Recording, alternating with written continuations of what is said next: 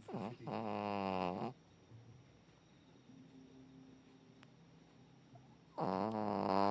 栄養失調で死んだという証言も十分に身につける。他の場所も偵察しようか。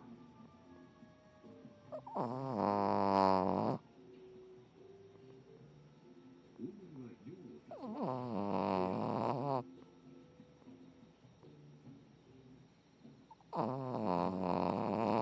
偵察は無理だ。諦めて電車で部屋に戻ると、来たのだ。きっと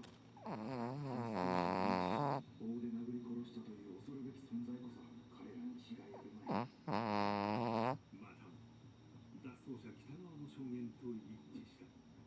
作戦では潜入2日目の正午、警察が突入し2人を救出と同時に、向井カメラマンが施設内に飛び込んで証拠写真を撮る。